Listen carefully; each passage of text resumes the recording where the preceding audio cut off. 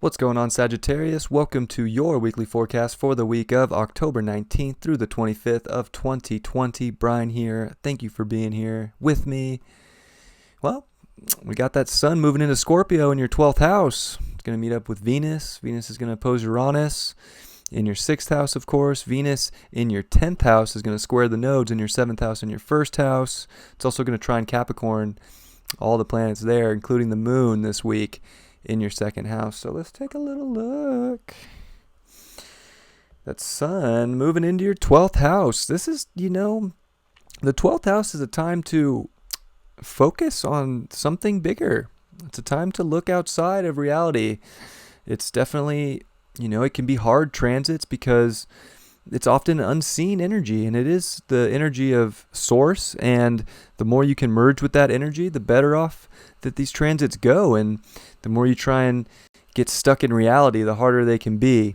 So it is this balancing act, because we do live in a physical world, of course, but Mercury retrograde in your 12th, going to Cazimi. It's also going to oppose Uranus before that.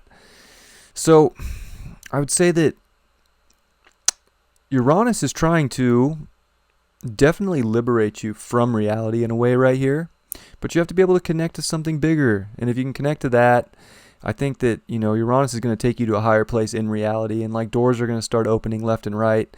But, you have to kind of let go of, making everything perfect. I think the more you can not have everything just be perfect in life, the more you're going to understand and realize the beauty of all that is. And that Mercury Cazimi with the sun at the end of the week is, I think, going to really activate that. It's going to really bring it to mind and let you go deeper than maybe, you would expect even. So it's definitely a big week for Sag. You have the Venus. You have Venus in your 10th house. It's going to square the nodes in your North Node 7th and South Node in your 1st. So, this is kind of a big shift point, I would say, this week of, what structures in life do you really value, and what relationships are structurally right for you? And, you want to follow that North Node. So I think there's a question here that's trying to have you take a path. And I think it's by understanding other people's opinions. It's by understanding your own opinion and seeing the beauty in both sides and seeing the harmony there.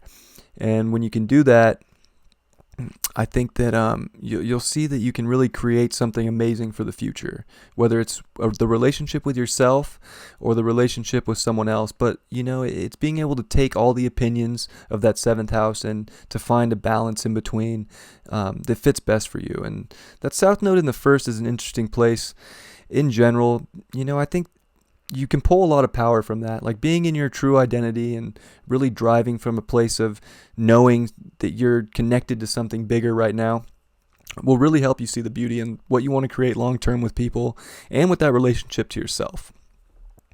Venus is going to trine all the Capricorn energy, Jupiter, Pluto, the moon, and Saturn in your 2nd house. So I would say that there's definitely some beauty in the ultimate value within yourself. I think that 2nd house is just getting scraped clean with Jupiter, Pluto, and Saturn there this year.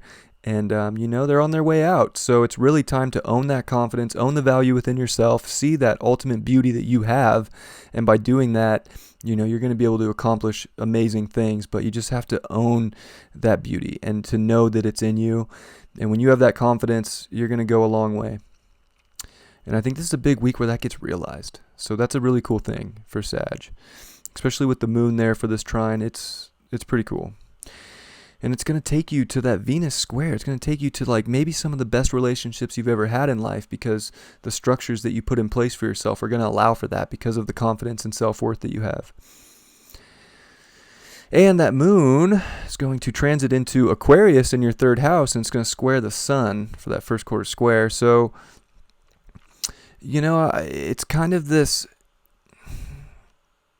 letting go, in a sense, of thinking you know everything and just trusting that whatever information finds you, there could be some truth to it. And, making sure that your environment's right and making sure that you're set up to really get the things in life that you want. And I think you got to be, understanding of reality, and when opinions come at you, you got to be able to see other sides of it. But if you're able to do that, I think that there's a lot of positivity in store, and I think it's going to help you really find out the environment that you want to create all the beautiful stuff from, and the people you want to create it with. Mars in your 5th house retrograde is finally done squaring all the Capricorn energy. So I would say that, there's a lot of power in your 5th house of creative actualization right now, and taking action on the power within yourself. So, that power within yourself, it's not power over others. It's just being extremely confident in yourself and knowing that you can accomplish what you want, and that you can have the relationships you want. You can make a lot of things happen, but you definitely have to remember, I would say even with Uranus in the 6th house, is to have a little humility in that sense too, and that could take you a long way by really trusting in the divine plan of things and the divine nature, and not getting lost in any sort of doubt or any sort of a delusion that you can't have something beautiful in your life, because you really can right now. And I think this is a big week where you step into that and you really realize it. And sending you the best, of course. Let's see what the card is. The 10 of Cups. It's like one of the best cards in the deck.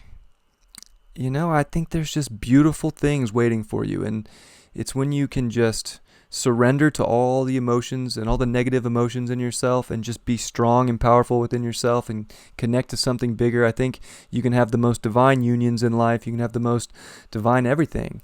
And you can be truly confident within yourself, and just make everything merge together in a really beautiful way.